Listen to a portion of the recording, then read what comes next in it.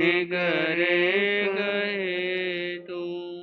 आराध्य अरिहंत प्रभु के चरणों में अनंत अनंत आस्था के साथ वंदन। शासनपति श्रमण भगवान महावीर स्वामी के चरणों में अनंत अनंत आस्था के साथ वंदन। जिन शासन देव जिन शासन माता को नमन। आत्मज्ञानी सदगुरुदेव युग प्रधान आचार्य भगवान के चरणों में अनंत अनंत आस्था के साथ वंदन। आत्मप्रिय मुनिवृंद, आत्मार्थी साधक साधिकाओं, हम सभी तत्वार्थ सूत्र महाशास्त्र मोक्ष शास्त्र का वर्णन सुन रहे हैं। समस्त जिनवाणी का सार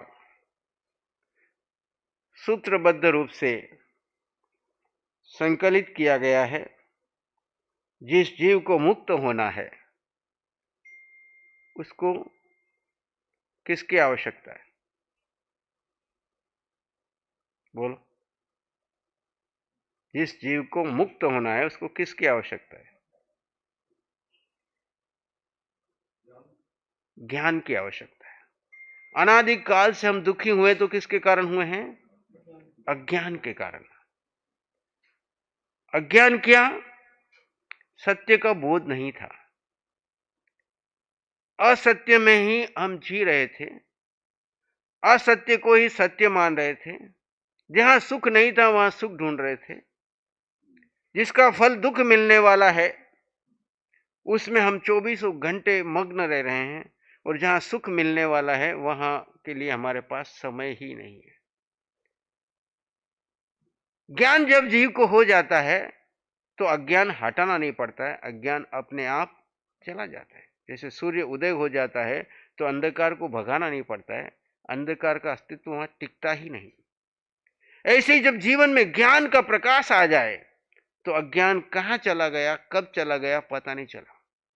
चाहे अज्ञान वो कितने ही जन्मों का है, अनंत काल का क्यों ना है, लेकिन ज्ञान के प्रकाश के सामने वो अज्ञान सब तिरोहित हो जाता है। तो ज्ञान किसका प्राप्त करे? तो भगवान फरमाते हैं तत्व का ज्ञान। तत्व यानी क्या? सार। अथाह सार संसार का ज्ञान भगवान ने दिया। सार क्या है? आप 1 घंटा भी प्रवचन सुनोगे, लास्ट में सार निकालोगे कि इतनी देर हमने सुना, उसमें से सार क्या है। हमने इतनी जिनवाणी सुनी, उसका सार क्या है। हमने पूरा जीवन बिताया, उसका सार क्या है ना। हमारा हाथ में क्या आया? यहां से आप सामायिक करके उठे और अपना आसन झाड़ा तो आपके साथ में आपको क्या मिला, वो आपके लिए सार है। तो जीवन में सार ज्ञान है, और 2 तत्व का ज्ञान होना जरूरी है, जीव और अजीव। पहले 4 अध्ययन में हमने जीव के बारे में जाना। पहला अध्ययन ज्ञान मीमांसा का था, जिसमें हमने जीव का स्वरूप और जीव के ज्ञान कितने होते हैं, मति ज्ञान, श्रुत ज्ञान, अवधि ज्ञान, मन प्रयोग ज्ञान, केवल ज्ञान, इसके विषय में जाना। दूसरे अध्ययन में जीव के स्वभाव क्या है, जीव के भाव कैसे हैं, जीव कैसा है, जीव का स्वरूप क्या है, जीव में ऐसी क्या विशेषता है जो अजीव से उसको अलग करती है। तो वो दूसरे अध्ययन में सारा जीव के स्वभाव, जीव की अवस्थाएं, जीव का स्वरूप, जीव के गुण, है ना, इन सब के ऊपर जाना। तीसरे अध्ययन में हमने ये जीव गति कर रहा है, जीव उत्पन्न होता है, मृत्यु को प्राप्त करता है, तो वो कहां कहां जाता है, क्या है, तो उस लोक का वर्णन बताया। क्योंकि जीव यात्रा करता है तो लोक में यात्रा करता है। आप अनादिकाल से यात्रा करें तो कहां यात्रा करें, स्थान कौन सा है? तो लोक है। लोक में कौन सा? तो अधोलोक, मध्यलोक और ऊर्ध्वलोक। अधोलोक, मध्यलोक और ऊर्ध्व। अज्ञानी क्या करता है? आत्मा को ही नहीं मानता है। आचारांग सूत्र में पहला अध्ययन वहीं से शुरू होता है। हमारे यहाँ सब वाणी का सबसे पहला जो सार है वो आचारांग है। आचारांग सूत्र का पहला सूत्र, पहला अध्ययन यही कहता है कि अस्तित्व का बोध प्राप्त करो। तुम हो कौन, अपने अस्तित्व को जानो। और अस्तित्व का बोध जानेंगे तो फिर आगे लोक की यात्रा शुरू होती है। वहां पे एक सूत्र आता है, जे आयावादी से लोयावादी, जे लोयावादी से कम्मावादी, जो कम्मावादी से क्रियावादी। जो आत्मा के अस्तित्व को जानता है, आत्मा पर श्रद्धा करता है, वही लोक को मानता है। क्योंकि लोक में आत्मा यात्रा कर रही है। कब से यात्रा कर रही है? अनादि काल से यात्रा कर रही है। और कब तक करने का इरादा है? आपका कितना इरादा है? अनादिकाल करना है। अनादिकाल से यात्रा कर रही है। वो अज्ञान दशा में थी। अगर आप ज्ञान पूर्वक आप चाहो तो अपने व्यक्तिगत यात्रा को वितराग यात्रा बना करके सिद्धशिला जा सकते हो। संसार का कभी अंत नहीं होगा। अनंत जीव और अनंत जीव यात्रा करते ही रहेंगे। वो कभी, ये संसार का कभी अंत नहीं होगा। क्यों नहीं होगा? क्योंकि ऐसे जीव हैं जो इस पुद्गल का ही चिंतन करेंगे, पुद्गल का ही ध्यान करेंगे, पुद्गल में ही सुख ढूंढेंगे, पुद्गल में ही साता को संतृप्त हो जाएंगे। ऐसे जीव कभी मुक्त होंगे ही नहीं। इसलिए यह संसार कभी खाली होगा ही नहीं। लेकिन जो जीव को बोध हो जाएगा ज्ञान के माध्यम से, जड़ और जीव का भेद ज्ञान जिसको हो जाएगा, आत्मा का स्वरूप को जो जान लेगा, वो अपनी यात्रा, संसार यात्रा को वितराग यात्रा बना सकता है। अभी आपकी यात्रा कौन सी चल रही है? संसार यात्रा चल रही है कि वितराग यात्रा चल रही है? वितराग यात्रा चल रही है। देखो, 23 घंटे संसार की यात्रा करते हो और 1 घंटा सामायिक करके तृप्त हो जाते हो कि मैंने बहुत कुछ कर लिया। और 23 घंटे किसका चिंतन कर रहे हो? संसार यानी इस पुद्गल का चिंतन कर रहे हो, इस शरीर का चिंतन कर रहे हो, शरीर से जुड़े हुए संसार की चर्चा कर रहे हो, शरीर से जुड़े हुए सारी चर्चाएं चल रही है। वो सारी चर्चाएं आपके मन में, आपकी बुद्धि में भरी हुई है। और जब आप ध्यान करने बैठते हो, सामायिक करने बैठते हो, माला करने बैठते हो, जप करने बैठते हो, प्रवचन सुनने बैठते हो, तो आपके मन में क्या चलता है? 23 घंटे वाला चलता है या अभी जो बैठे वो चलता है? और 23 घंटे वाला जब चलता है तो आपका मन कहता है, मन तो लगता ही नहीं, छोड़ो, ये भी छोड़ दो। ये 1 घंटे का भी क्यों वेस्ट करना, इतनी देर में तो और थोड़ा काम करूंगा। क्यों मुंबई वाला? ठीक है, 1 घंटा भी क्यों वेस्ट करना? 1 घंटे में तो मेरे इतना काम बाकी पड़ा है, वो कर लूंगा। और मन ऐसी चालाक खेल करके वापस जो 1 घंटे के लिए आप कहीं तो भी मिनिमम में बंद करके संकल्प करके बैठे थे, उससे भी आपको हटा देता है। और नहीं हटे तो जैसे कैसी क्रिया पूरी कर लेते हैं। अंतःकरण से कितनी हो रही है? अंतःकरण यानी कि जहां पे मन, वचन, काया से पार आत्मा को आत्मा में स्थित करना, शांत शुद्ध। जैसे आज के जमाने में मोबाइल को चार्ज कर लो तो वो दिन भर आपकी सेवा करता है ना? और मोबाइल भले आपके पास लाख रुपए का है और चार्जिंग उसकी खत्म हो गई तो आपके लिए कुछ काम का नहीं है, कचरा है। जब चार्ज होगा तभी उसका उपयोग है। ऐसे ही आपका जो देह, मनुष्य का जन्म इतना वैल्यूएबल मिला, माँ बाप ने चार्ज करके दे दिया आपको, तैयार करके संस्कार बना करके भेज दिया, मुंबई में जाओ, वहां पे जाओ, काम करो, ये करो। अगर उसके बाद आपने अपनी आत्मा की ओर अभिमुख होकर के अपने लिए चार्ज नहीं किया तो वर्तमान में पूरी देश और दुनिया में क्या चल रहा है? लोग कमा तो खूब रहे। पहले तो एक बाप कमाता था और 25 लोग खाते थे, फिर भी कोई कमी नहीं पड़ती थी, घर समृद्ध होता था, संपन्न होता था। आप 25 में से 24 कमा रहे हैं और 24 के 24 टेंशन में है। 24 के 24 टेंशन में है। जितना ज्यादा इकट्ठा कर रहे हैं उतने ही ज्यादा स्ट्रेस है। एक दूसरे के साथ कोई कोऑर्डिनेशन नहीं है, परिवारवाद नहीं है, और सब खींचातानी और स्ट्रेस में जी रहे हैं। कारण क्या है? कारण कि हमारी चार्जिंग खत्म हो गई। हमारे जो बुजुर्ग थे, चाहे कितना ही कुछ हो, सुबह 4 बजे उठ के अपना नाम ठाम ध्यान जप आराधना पहले करते थे, बाद में संसार शुरू करते थे। अब आज के बच्चे क्या कर रहे हैं? रात को 12 बजे, 1 बजे, 2 बजे तक जाग रहे हैं और सुबह 9 बजे, 10 बजे तक उठ रहे हैं और उठ के जैसे कैसे भागते हैं, जैसे उनकी ड्यूटी पे वापस भागना है उनको। और ऐसे करते करते उनकी बैटरी डिस्चार्ज हो जाती है और 40 साल तक तो वो मरीज बन जाते हैं। कोई किसी को डिप्रेशन, किसी को टेंशन, किसी को बीपी, किसी को शुगर, किसी को हार्ट की प्रॉब्लम। ये सब अचानक नहीं है, ये सब हमारी ही पैदा की हुई है। अगर आपको इस सब चक्रव्यूह से बाहर निकलना है तो पहले ज्ञान को प्राप्त करो और फिर अपना ध्यान करो। किसका ध्यान करो? अभी किसका ध्यान करते हैं आप?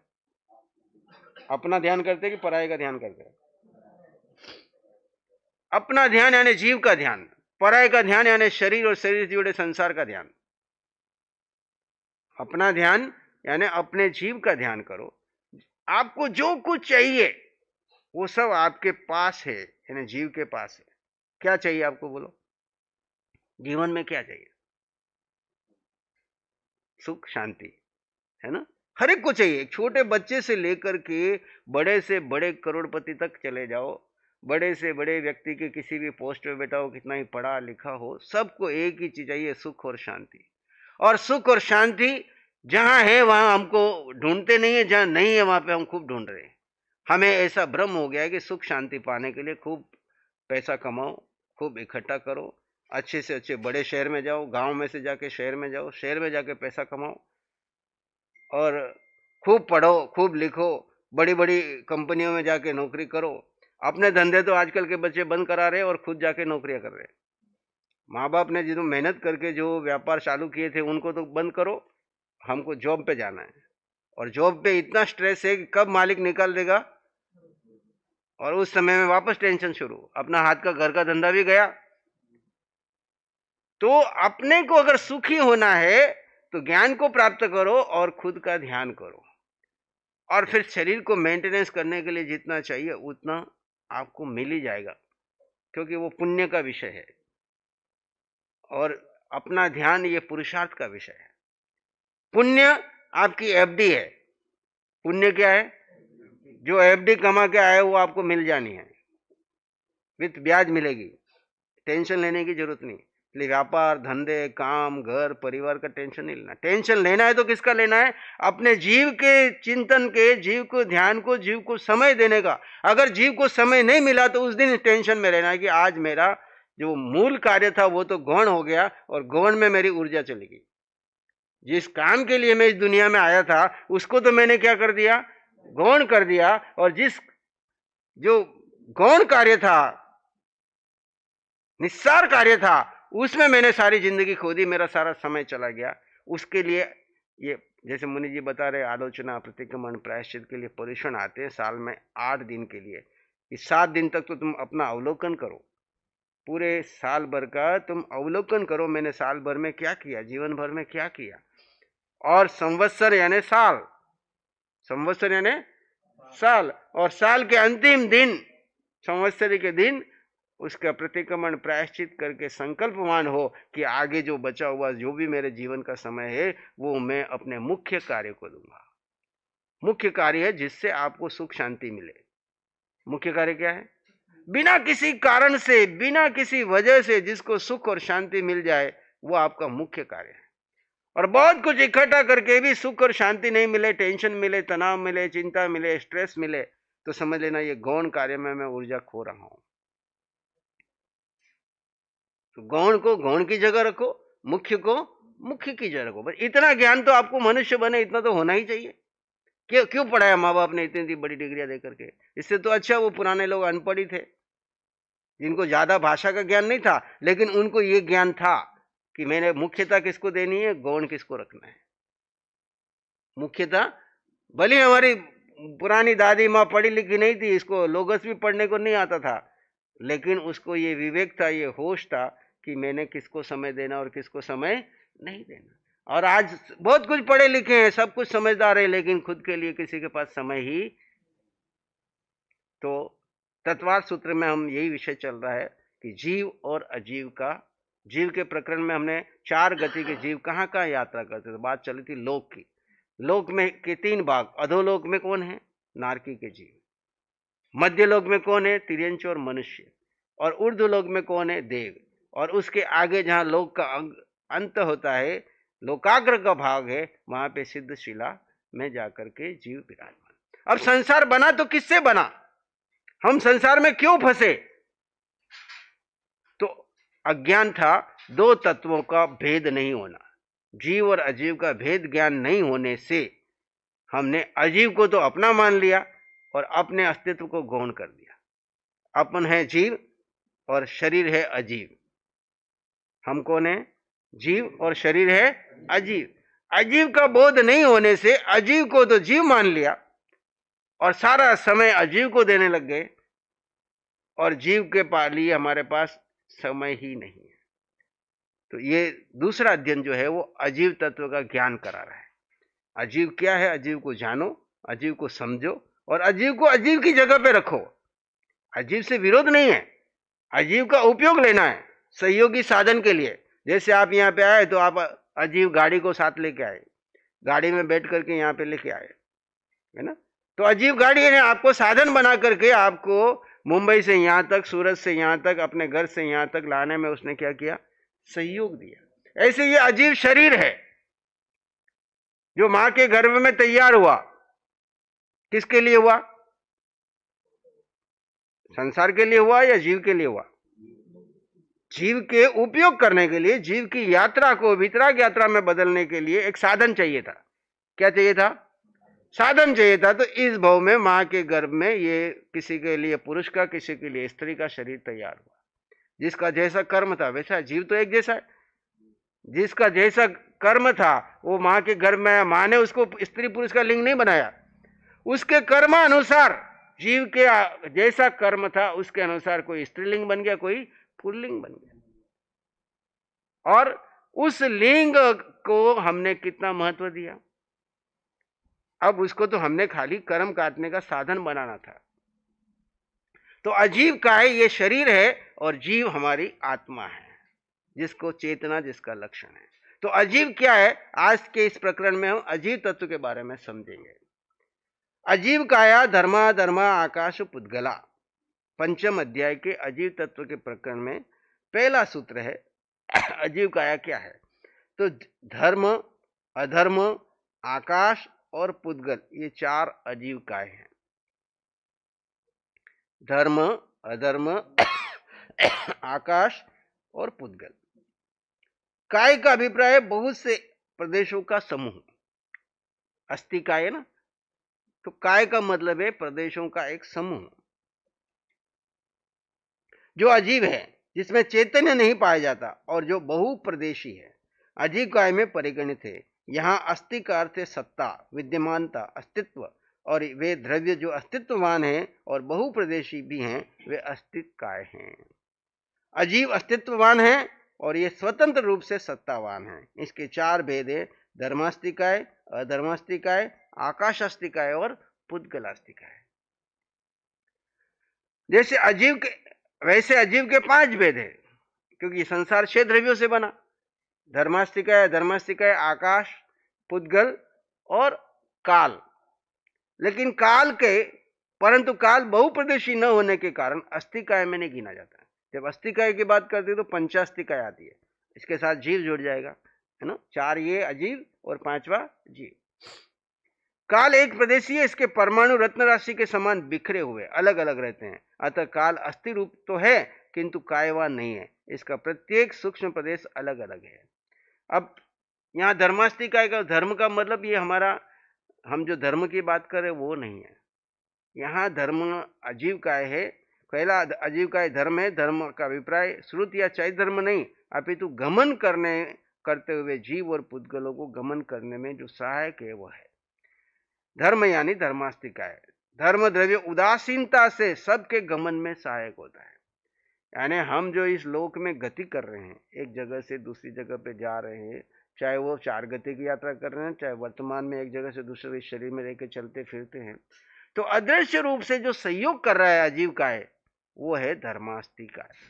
कैसे? तो यहाँ उदाहरण देकर के समझाते हैं कि जैसे मछली में गति करने की क्षमता है पर पानी ना हो तो, ऐसे ही हमारे में गति करने की क्षमता है, लेकिन इस लोक में हम गति कब कर पाते हैं? जब धर्मास्तिकाय हो। धर्मास्तिकाय नहीं हो तो हम गति नहीं कर पाएंगे। तो अदृश्य रूप से, उदासीन भाव से सहयोग देने वाला जो तत्व है अजीव काय का, वो है धर्मास्तिकाय। तो यहाँ समझना है कि धर्मास्तिकाय हमको गति करने में क्या कर रही है, सहयोग दे रही है। ये किसी को गति करने के लिए प्रेरित भी नहीं करती कि तुम गति करो, लेकिन इसकी उपस्थिति के बिना हम गति नहीं कर सकते। जब जहां तक ये धर्मास्तिकाय है वहां तक लोक है, उसके आगे अलोक है। जीव चाहे सिद्ध का जीव भी है, वो लोक के आगे अलोक में नहीं जा सकता। क्यों नहीं जा सकता? क्योंकि वहां आगे धर्मास्तिकाय नहीं है।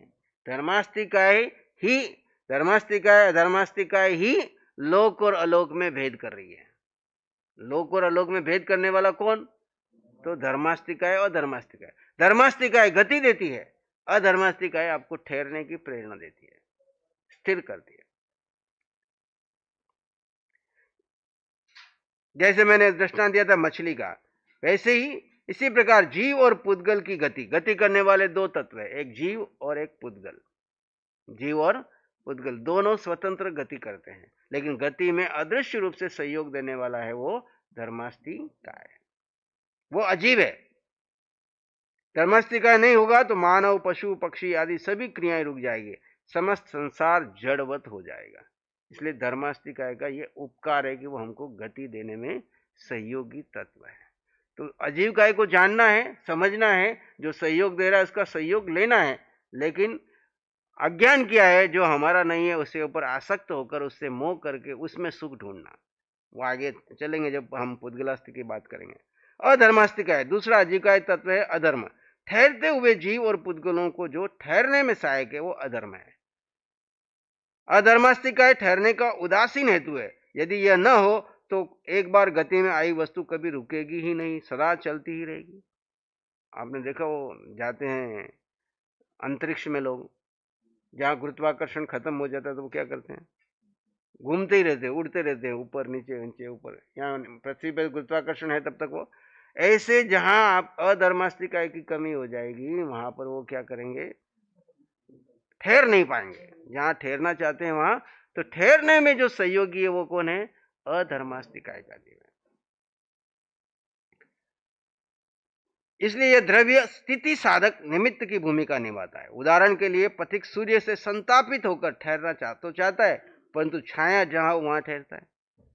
आप धूप में जा रहे हो, विहार करके जा रहे हो, जैसे कई बार हम विहार करके आते हैं, लंबी धूप चल रही है, सड़क पे कहीं नहीं है, अब व्यक्ति थका हुआ है, ठहरना चाहता है, अचानक उसको कोई एक बड़ा घना सा पेड़ मिल जाता है सड़क के किनारे, तो थोड़ी देर के लिए वो क्या करता है, अब पेड़ ने नहीं कहा कि तुम यहाँ पे ठहरो, पेड़ ने कहा क्या, लेकिन पेड़ के निमित्त से हम थोड़ी देर के लिए वहां रुक करके क्या करते हैं, विश्राम कर लेते हैं। ऐसे ही ये जो गति करने वाला जीव है, जीव और पुद्गल जो गति कर रहे हैं, जब उनको कभी रुकने का मन करता है, ठहरने की अवस्था चाहते हैं कि हम रुके, तो वो रुकने की अवस्था में कौन सहयोगी करता है? वो अधर्मास्तिकाय अदृश्य रूप से, उदासीन रूप से निमित्त बनता है। वो आपको रोक नहीं रही है कि आप रुको, लेकिन वो निमित्त हो पाते ही आपका अंतःकरण कहता है कि अब यहाँ पे थोड़ा विश्राम कर लेते हैं, थोड़ी देर यहाँ पे ठहर जाते हैं। कमरा मिल गया, मकान मिल गया, है ना, घर, पेड़ मिल गया, तो आप वहां थोड़ी देर के लिए रुक जाते हैं। तो रुकने में जो सहायक करती है वो अधर्मास्तिकाय है। छाया तो ठहरने वाले के लिए कारण है, निमित्त है, माध्यम है। ठहराने के कारण निमित्त माध्यम अधर्म द्रव्य है। और तीसरा है अजीविकाय है आकाश। समस्त द्रव्यों को अवकाश, अवगहन देने में जो सहायक है वो आकाश अस्तिकाय है। आकाश का उपयोग है स्थान देना। आपने देखा होगा आकाश क्या करता है, स्थान देता है। उसके लिए दृष्टांत देते, जैसे दीवार में आपने खूंटी ठोकी, तो दीवार तो घनीभूत थी, पर उसमें स्थान कहां से मिल गया, कि वहां पे जो अंदर में आकाश था उसने आपको स्थान दिया। दूध में पतासे का दृष्टांत देते हैं। दूध पड़ा हुआ है, उसमें आपने एक पतासा डाल दो, तो पतासा उसमें क्या हो जाएगा, तो वो स्थान किसने दिया पतासे को, तो अंदर आकाश प्रदेश। जैसे आप यहाँ पर बैठे हो, ये हॉल बीच में खाली है, तो ये आपको स्थान दे रहा है। ऐसे लोक में सब भी द्रव्यों को स्थान देने का काम करता है, वो कौन देता है, आकाश। अब चौथा है पुद्गलास्तिकाय। अब यहीं पे हम गड़बड़ करते हैं। ये तीन द्रव्य तो हमको कोई तकलीफ नहीं दे रहे, वो अपना अपना उदासीन रूप से काम करे। धर्म अपनी जगह पे है, धर्मास्तिकाय अधर्मास्तिकाय अपनी जगह है, आकाश अपना कार्य कर रहा है। आपको कहीं पर भी बीच में दखलंदाजी नहीं करता है। आप, वो अपने उदासीन रूप से आपके लिए निमित्त बन रहे और आप उसमें यात्रा कर रहे हैं। लेकिन चौथा जो अजीविका है पुद्गल, जिस द्रव्य में रूप, रस, गंध और स्पर्श गुण विद्यमान हो। पुद्गल और इसमें अंतर क्या है? धर्म, अधर्म और आकाश, इनमें न वर्ण है, न गंध है, न रस है, न स्पर्श है, न जीव में है ना। लेकिन पुद्गल में क्या है? पुद्गल में वर्ण है। वर्ण यानी क्या? दृश्य, दिखता है, रूप, है ना। किसी का रूप काला है, गोरा है, कैसा है, काला, नीला, लाल, पीला, सफेद, जो हमने रंगों का भेद कर रखा है, वो वर्ण। गंध, सुगंध, दुर्गंध। रस, स्वाद। स्पर्श, ठंडा, गरम। और शब्द, जो हम बोलते हैं, सुनते हैं, शब्द, वर्ण, गंध, रस, स्पर्श जिसमें हो उसको हम पुद्गल कहते हैं। पुद्गल शब्द का अर्थ क्या है? पुद्गल, जो गलता है, सड़ता है और बदलता रहता है, परिवर्तनशील है, उसका नाम पुद्गल है। इस परिवर्तनशील संसार में इन पुद्गलों में से क्या बनता है? शरीर बनता है। इन पुद्गलों से क्या बनता है? ये शरीर जो बना है किससे बना? माँ के गर्भ में माँ ने जिन पुद्गलों को ग्रहण किया, है ना, माँ जैसा भोजन करती है वैसा अंदर उस जीव के लिए शरीर तैयार होता है। जीव बाहर से आ गया, है ना। जीव के आने के ऊपर जो 6 पर्याप्ति है, पहला आहार पर्याप्ति। आहार किसका लेता है? पहले पुद्गल का आहार लेता है। जीव बाहर से आता है तो सबसे पहले पुद्गल का आहार लेता है। जो माता पिता के जो पुद्गल होते हैं, वो पुद्गल के आहार से उसका शरीर निर्माण होना शुरू होता है। आहार पर्याप्ति, फिर शरीर पर्याप्ति। शरीर बनता है आहार से, पुद्गल से शरीर बनता है। फिर श्वासोश्वास पर्याप्ति। आहार पर्याप्ति, इंद्रिय पर्याप्ति, श्वासोश्वास पर्याप्ति, भाषा पर्याप्ति, मन पर्याप्ति। ये 6 पर्याप्तियां हैं जो शरीर के लिए जैसे जैसे चाहिए। और ये 6 की 6 पर्याप्तियां पुद्गल से बनती है। किनसे बनती है? और ये पुद्गल शरीर को बनाने में सहयोगी है। अब यहां पे हमारी गलती क्या है? जीव की उपस्थिति में ये शरीर माँ के गर्भ में 9 महीने में निर्माण होता है। माँ के गर्भ हमारी फैक्ट्री है ये इंसान के शरीर को बनाने की। कितना बारीक और कितना सूक्ष्म, कितनी नस नाड़ियां, है ना, सब की सब 9 महीने में जैसे जीव के कर्म थे उसके अनुसार माँ निमित्त बनी। माँ क्या बनी? माता पिता मात्र निमित्त बने। जीव के कर्म अनुसार पुद्गलों के संयोग से ये शरीर तैयार हुआ। और अब इसमें गलती क्या हुई हमारी कि इस गलती शरीर को हमने अपना मान लिया। माँ ने बेटे को अपना मान लिया, बेटी को अपना मान लिया। वो माँ का अज्ञान। अगर माँ दुखी होती है तो किसके कारण होती है? बच्चों के कारण दुखी होती है। आत्मोध्यान करती है। और आत्मोध्यान करने का कारण क्या है? माँ का अज्ञान। माँ एक निमित्त बनी उसके जीव के कर्म अनुसार शरीर बना के की, लेकिन माँ की गलती है कि उस शरीर के, उस बेटे को, उस बेटी को अपना मान लिया और उससे मोह पैदा कर लिया। पहला मिथ्यात्व वो आपका है नहीं, वो भी एक स्वतंत्र जीव है, आपके निमित्त बने हैं। आपके कर्म अनुसार आप उसकी सेवा करके उसको अच्छा इंसान बनने की तरफ बढ़ा करके उसको संस्कार देके आगे बढ़ा देते और भीतर से कोई अटैचमेंट नहीं रखते, कोई मोह नहीं करते। जैसे माता मदालसा ने की। माता मदालसा ने 7 बच्चों को जन्म दिया। भगवान हमेशा प्रवचन में सुनाते कि लेकिन उसने संस्कार क्या दिए? शुद्धोसी बुद्धोसी निरंजनोसी। हे जीव, तू शुद्ध है, बुद्ध है, निरंजन है। तू शुद्ध है, बुद्ध है, निरंजन है। शुद्धोसी बुद्धोसी निरंजनोसी। त्यज मोह निद्रा। अपनी अनादि काल की जो मोह निद्रा तू लेके साथ में चल रहा है उसका तो त्याग कर। त्यज मोह निद्रा। और ये संसार जो है सारी माया है, इसमें मत फंसना।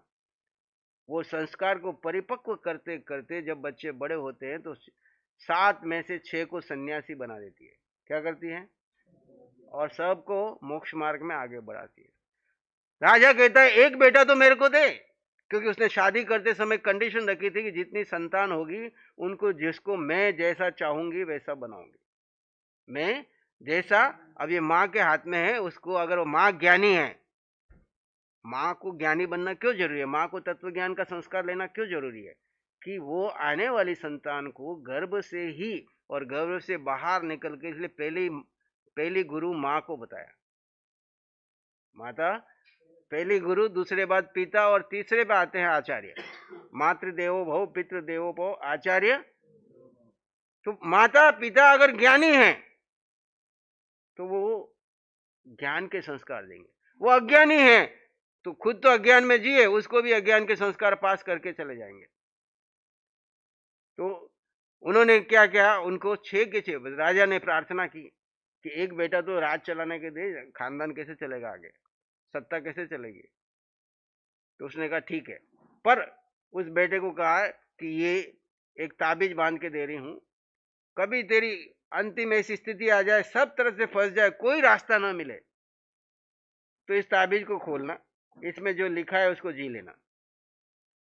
तो कहते हैं एक बार ऐसी स्थिति आई, चारों तरफ से संकट और युद्ध और सब ऐसा माहौल हो गया, तो उसने उस ताबीज को खोल देखा तो माँ ने वही श्लोक उसमें लिख रखा था जो 6 भाइयों को, तू शुद्ध है, बुद्ध है, नित्य है, निरंजन है, निराकार है। वो सारा सब छोड़ के, संसार छोड़ के अपने रास्ते पे निकल। तो ज्ञान का इतना बड़ा थे। हमारा अज्ञान है कि पुद्गल को हमने अपना मान लिया। पुद्गलास्तिकाय को जानो, समझो, इसका उपयोग करो, पर को पर मानो, स्व को स्व मानो। 2 तत्व में सारा ज्ञान है, स्व और पर का भेद। इतना से समझना है, इतना ही ज्ञान लेना। आपको बहुत थोकड़े याद नहीं है तो कोई बात नहीं चलेगा, बहुत पुस्तकें नहीं पढ़नी आती कोई बात नहीं चलेगा, बहुत सारे अनुष्ठान नहीं करने आते चलेगा, लेकिन 2 का भेद करके, स्व और पर। स्व कौन? जीव, आत्मा, और पर कौन? शरीर, और शरीर से जुड़ा सारा पुद्गल का संसार। अब देखो, जीव को छोड़ के जितना भी हो सब पुद्गल है। आप जीव और जितने भी संसार के जीव है सब जीव। जीव का जीव से कोई संबंध नहीं है, सब जीव एक समान है। आपके जितने आपस के संबंध है, माता पिता, पति पत्नी, परिवार, गुरु शिष्य, संघ समाज, देश दुनिया, सब किसके संबंध है? शरीर के है कि आत्मा के? अब इनमें से कोई आत्मा यहां से जाती है तो कोई जीव उसके साथ जाता है क्या दूसरा? क्योंकि हर एक जीव की अपनी यात्रा है। कोई भी या कर्म बांध रहा है तो अपनी इच्छा से बांध रहा है, अपने अज्ञान से बांध रहा है। किसी ने उसको जबरदस्ती कहा कि तू कर्म बांध। अगर कोई निर्जरा भी करेगा तो अपनी इच्छा से करेगा। कोई उसको जबरदस्ती निर्जरा नहीं करा सकता, कोई उसको जबरदस्ती बांधवा नहीं सकता। जब भी कोई कर्म बांधता है तो अपनी स्व इच्छा से बांधता है, और जब भी कोई निर्जरा करता है तो अपनी स्व इच्छा से करता है। स्व इच्छा यानी अज्ञान में जाकर के जब वो स्व को गौण करके पर को अपना मान लेता है तो बंधन, और पर को गौण करके स्व को अपना मान लेता है, स्व को समय देता है, स्व में स्थित रहता है, स्व पे श्रद्धा करता है, और स्व में जो आनंद है, शांति है, सुख है, समृद्धि है, उसमें आनंद से जीता है। देखो, आपके पास इतना सारा पुद्गल का भंडार भर रखा होगा, इकट्ठे कर रहे हैं और करते ही जा रहे हैं। सुखी है दुखी है? दुखी है। क्यों? आपकी मान्यता क्या है कि अगर धन कम हो जाएगा तो दुखी हो जाएगा, अगर पैसा कम नहीं होगा तो कौन पूछेगा, है ना? अगर बंगला अपना नहीं होगा तो कौन पूछेगा, अगर हम शहर में रहेंगे तो बेटे की शादी कैसे होगी। अब सारे गांव वाले शहर में आ रहे, किस लिए आ रहे? कि कोई बेटियां गांव में जाना ही नहीं चाहती, बेटे कुंवारे रह जाएंगे। तो माँ बाप क्या करते हैं, बेटे के लिए शहर में फ्लैट लेते हैं, शहर में आते हैं, शहर में रहते हैं, फिर वो शहर के हो जाते हैं और गांव खाली करते जा रहे हैं। ये खाली धारणाएं बदल रही है ना। अब इन सबको लेकर के दुखी हैं, इन सबको लेके। लेकिन जिसके पास दृष्टि है, आत्मा की दृष्टि है, वो 24 घंटे आनंद में सुखी रह सकता है। बाकी